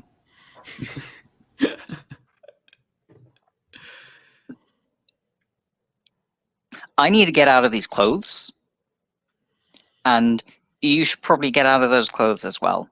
And then we need to. Elijah's thinking about opening the door. You probably know what we're at that point. supposed to do better than I am. Yeah, well, you why don't you go on home, Miss Osborne, and I'll take myself a shower. And why don't you bring me some fresh clothes tomorrow? Big night in the evening. Yeah. We've the got big a day at the lot zoo to sort out tomorrow. Oh boy, this is a life-changing event. Boy, howdy. Every event is a life-changing event, Miss Osborne. You just gotta roll the dice enough to be lucky that it ain't life-ending. Well, see you tomorrow. See you tomorrow, Mr. Hammond. Hammond walks into the bathroom, dumps all his bloody clothes on the floor, and gets in the shower. Oh boy, Winnie. Why are you doing this? Open the door. Head out. And back down to her car. So, leaving the room empty. So Elijah's obviously been slightly confused. He's in shock. There's a body next to him, but he thinks there's a wedding coming still. But hearing Winnie sort of vocalize some hesitation around what he thinks is their wedding has just he's completely forgotten about everything else that's happening. And is just really excited and sort of opens the door, closes the wardrobe, does a bit of a double take on the body. And then you can kind of hear from the bathroom. Obviously, you hear the shower running. You can hear a kind of soft voice.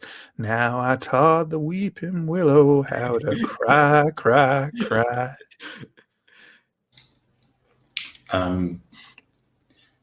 Yeah, so I think Elijah just leaves, making sure that Winnie hasn't seen. But yeah, he's taken the wrong idea from this. But the thing is, you say it was about. Do you think it is bad or good? Do you think he comes away from it thinking he's got dirt on Morgan, or that he's got completely the wrong idea and this is going to this is going to fuck up every already fucked up plan he has? I think he thinks this is brilliant because Winnie's hesitating about the wedding. Sure. He's not quite sure about what's going on with the body, but he's honestly psychotically infatuated with Winnie. He's just. Sure. I think he'll mull that over later, but right now he's like, I've got a window with Winnie. I need to make something happen. Sure. So that's a red die, isn't it? Then. Yeah. I think. Does that make sense? Yeah. No, makes sense. Yeah. I think you could take it either way. The way I always try and take it in Fiasco is, is this not so much is it objectively good or bad for my character, because almost every scene ends really objectively badly for every character. But does my character think it's good or bad or whatever? I don't know. It's up to you, man. So maybe, oh no, I don't think this would fly. I was going to say maybe Elijah thinks they've no, I was going to say maybe they think they brought a friend home who's passed out and hasn't realised it's a dead body, but that seems no. too far. No. He's been stabbed a lot. Officer Queen was real fucked up. Cool. So did you say that's a red die you're going with? Yeah.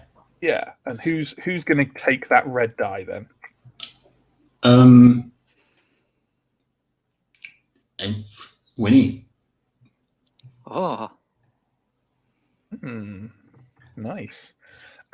So here's the question. So we have to generate the tilt, which is what happens between Act 1 and Act 2 to escalate things. Here's how I propose we do it. We make our rolls for the tilt, and we look on the table what they might be. But then we have a think over the break about the specifics of them, and we come back to it with those ideas. How about that? Yep, that makes sense. Does that make sense? All right. So how the tilt works essentially is we basically we all roll the dice that we've been given, like our own little pools. And then I believe I'm right in saying the person who has the highest amount of red and the highest number of black both use their dice to pick something from the tilt table. Yeah. Is that right? If you have the highest number of either color, you help add a pair of complications. Yes. So, but it's not just the white. It's the white minus the black, or black minus the white. Yeah. So you roll your dice, you add the values of all the reds and all the blacks, then subtract the smallest result from the largest. And then the person with the highest red number and the person with the highest black number choose the elements of the tilt from the table by spending the dice from the middle. Okay. One player chooses one element and the other specifies it, then vice versa. Okay. We can do this. Okay, so I'm going to roll my 2 black dice. Whoop.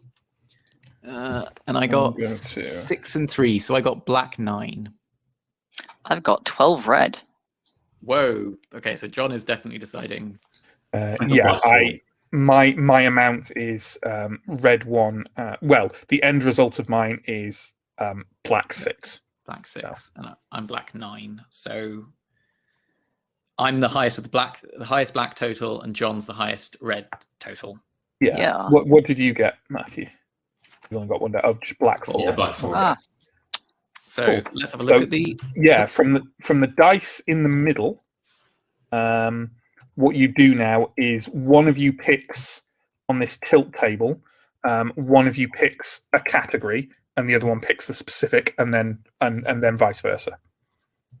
What I just do as a suggestion, just to ease it through here, is who got the highest overall? John, right? Yeah, 12. So if John picks the first general, Pierre picks a specific, and then swap. And remember, you have to use the numbers from the dice in the middle. I'm not sure if we re-rolled or something, but... How do you look at a specific item?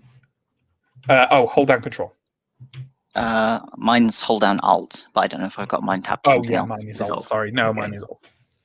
Or it's in the book if you want to look up in there. So, John, you're choosing general. I'm choosing specific. The first one, yeah. Yeah. And then swap. Just checking if you do re-roll them. It doesn't say you do. So let's go for this. No, but I think we somehow did because we didn't have this many ones at the beginning, or 2s and stuff. But it doesn't matter. The dice are what they are. So just so you know, you've got 2 1s, 2 2s, a 3, a 4, and 2 5s. So there's no 6s. That's fine. Ooh. I mean, I've got to go for 4. Okay, so you're going for guilt. No, wait, what? Oh, I misread that. Yeah, I'm going for 4. Okay. So I'll grab the 4 and take it out there, so there's no more 4s left. Okay, so no more 4s, so I can choose 1, 2, 3, 5, right? So I can choose a visit from betrayed by friends. I mean, oh man, somebody develops a conscience would be weird. Someone panics. Zoom in on those just on your screen, John, so viewers can have a look at what we're looking at. Yeah. So, I quite like a visit from the perhaps thing is fine. I like a visit from the perhaps unofficial authorities. What are you doing, Jonathan? I don't know. I keep accidentally Just an hitting... alt zoom is fine. It's Yeah. fine. I didn't mean like a visit from the perhaps unofficial authorities. Yeah, as the guilt. And I'm imagining, I don't know, either. Yeah, actually, no, we can decide that when the... Yeah, sure. We'll decide that over the...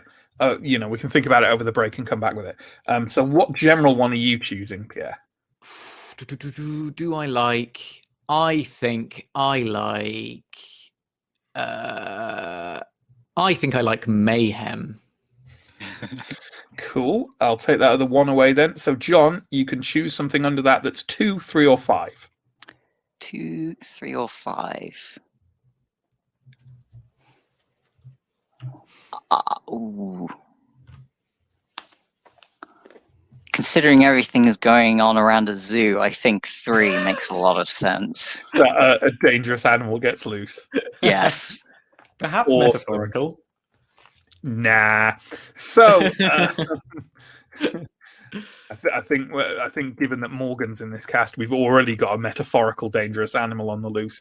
So, all right. In that case, folks, we'll you don't kind of enact the tilt, but we'll talk about the kind of things we want to do with it when we come back. We'll run through Act 2, and then we're finished. So we're going to take a 10-minute break. So yeah, why don't you go take care of business? You know what business I mean. That business out back, yeah, with the shovel and the loose dirt. And we will see you in 10 minutes' time, folks.